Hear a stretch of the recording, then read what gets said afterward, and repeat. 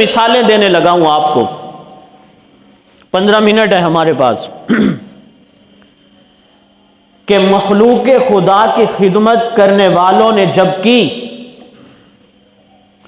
وہ مثال ہمارے اس معاشرے میں بھی ہے، مثالیں ہندوستان کے زمانے کی بھی ہیں، مثالیں اس سے پہلے تابعین کے دور کی بھی ہیں، مثالیں صحابہ کی دور کی بھی ہیں. لیکن میں جو مثالیں مخلوق خدا کی خدمت کی دے رہا ہوں، یہ ہمارے دور کی نہیں، یہ انڈیا کے دور کی نہیں، تابعین کے دور کی نہیں، بلکہ صحابہ کے دور کی. اور صحابہ بھی وہ جنہیں رب کائنات نے ارباب اقتدار بنایا، وہ صحابہ جنہیں اللہ نے حکمران بنایا، وہ صحابہ جنہیں اللہ نے آدھی آدھی دنیا کے اوپر حکومت کا سکہ ان کا رائج کیا، ان کی مثالیں دینے لگا ہوں. توجہ ہے آپ کی؟ دور ہے حضرت ابو بکر رضی اللہ عنہ کا. کس کا دور ہے؟ سارے بولو کس کا؟ حضرت ابو بکر رضی اللہ عنہ کا. حضرت ابو بکر نے اعلان کیا ایک لسٹ بنائی جائے، اور وہ جو لسٹ بنائی جائے اس کی ایک طرف مستحقین کے نام لکھو، بیواؤں کے نام لکھو، یتیموں کے نام لکھو، مسکینوں کے نام لکھو، اور ان کی دوسری جانب جو ان یتیموں مسکینوں کی خدمت کرنے والے ہیں ان کے نام بھی بولو تو صحیح.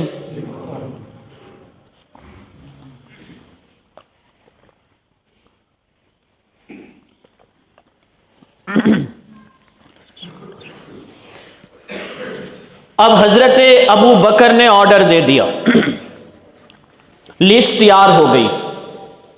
ایک طرف یتیم ہیں، مساکین ہیں، بیوہ خواتین ہیں، مستحق لوگ ہیں، اور دوسری طرف جو کہتا تھا کہ میں یتیم کی خدمت کروں گا اس کا نام، جو کہتا ہے میں مسکین کی خدمت کروں گا اس کا نام، جو کہتا ہے میں فلاں بیوہ کی خدمت کروں گا سامنے اس کا نام. لسٹ تیار ہو چکی ہے. اب یہ لسٹ آئی حضرت عمر کے پاس. حضرت عمر دیکھ رہے ہیں لسٹ کو. یتیم کا نام ہے، سامنے خدمت کرنے والا، مسکین کا نام ہے، سامنے خدمت کرنے والا، بیوہ کا نام ہے، سامنے خدمت کرنے والے کا نام ہے. اب دور حکومت کس کا ہے؟ سیدنا صدیق اکبر رضی اللہ تعالیٰ عنہ کا. حضرت عمر نے پوری لسٹ دیکھی. آپ نے دیکھا ایک بیوہ خاتون کا نام تو لکھا ہے لیکن اس کے سامنے خدمت کرنے والے کا نام نہیں لکھا. حضرت عمر رضی اللہ تعالیٰ عنہ نے ساری زندگی یہ کوشش کی میں نیکیوں میں صدیق اکبر سے بڑھ جاؤں. حضرت عمر کے دل میں یہ بات آئی کہ میں جاؤں گا اس بڑھیا کی خدمت کروں گا، میں جاؤں گا اس کا گھڑا پانی کا بھر کے دوں گا، میں جاؤں گا اس کے جھوپڑے میں جھاڑو بھی دے دوں گا، اور میں حضرت ابو بکر سے نیکیوں میں آگے بڑھ جاؤں گا. حضرت ابو بکر تو حکومت کے کاموں میں مصروف ہیں، حضرت ابو بکر تو حکومت کے کاموں میں مصروف ہیں. حضرت عمر کو اس بڑھیا کا، حضرت ابو بکر کو اس بڑھیا کا علم ہی نہیں ہوگا. حضرت عمر رضی اللہ تعالیٰ عنہ اگلے دن نماز فجر پڑھتے ہیں، اور نماز فجر پڑھنے کے بعد حضرت عمر اسی جانب چلتے ہیں.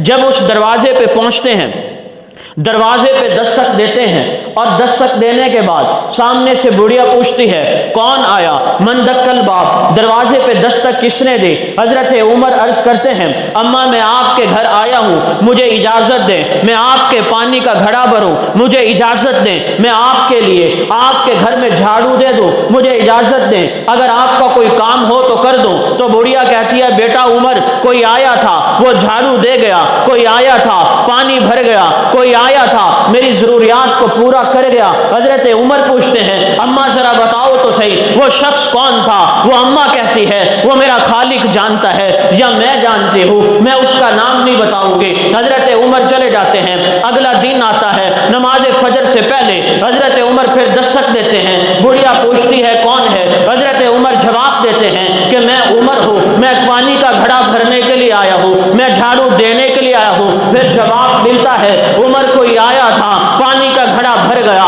کوئی آیا تھا جھاڑو بھی دے گیا، کوئی آیا تھا میری ضرورت کو پورا کر گیا. حضرت عمر واپس آتے ہیں. اگلا دن آتا ہے، حضرت عمر نماز تہجد سے وقت اٹھتے ہیں اور اس دروازے جاتے ہیں۔ جب جاتے ہوئے آپ دیکھتے ہیں جس دروازے پہ حضرت عمر جا رہے ہیں اسی دروازے کی طرف صدیق اکبر بھی جا رہے ہیں، اسی دروازے کی طرف ایک شخص جا رہا ہے جس نے چہرے پہ نقاب لگایا ہوا، چہرے کو چھپایا ہوا، پاؤں میں جوتے نہیں ہے۔ حضرت عمر آگے بڑھتے ہیں اور اس کے چہرے سے کپڑا ہٹاتے ہیں۔ وہ کوئی عام آدمی نہیں تھا، وہ اس دور کا سب سے بڑا وزیر اعظم، اس دور کا خلیفۃ المسلمین، اس دور کا امیر المومنین حضرت ابو بکر صدیق تھے۔ مزہ نہیں آیا یار؟ سبحان اللہ۔ بتاؤ کوئی حکمران ایسا گزرا ہو تو۔ اور حضرت عمر کیا سوچ رہے تھے؟ حضرت عمر سوچ رہے تھے کہ حضرت ابو بکر کو کیا پتا، خلافت کے کاموں میں مشغول مصروف ہیں، میں نیکیوں میں بڑھ جاؤں گا۔ حیران ہو گئے اور حضرت عمر پوچھتے ہیں صدیق اکبر امیر المومنین، آپ خدمت کے لیے آئے ہیں، مجھے اتنا تو بتا دیں آپ نے چہرہ کیوں چھپایا ہوا ہے؟ مجھے اتنا تو بتا دیں آپ نے پاؤں سے جوتے اتارے ہوئے کیوں ہیں؟ صدیق اکبر کہتے ہیں چہرہ اس لیے چھپایا، پاؤں میں جوتے اس لیے نہیں، میری آہٹ سے کسی کو تکلیف نہ ہو، میری آہٹ سے کسی کو نیکی کا پتہ نہ چلے۔ میں چاہتا ہوں میری اس عبادت کا یا تو مجھے پتہ ہو یا میرے خالق کو پتہ ہو۔ اب یہ حکمران ہے اور ایسا کردار کہ دنیا جہاں نہ پہنچے وہاں حکمران پہنچ رہا ہے۔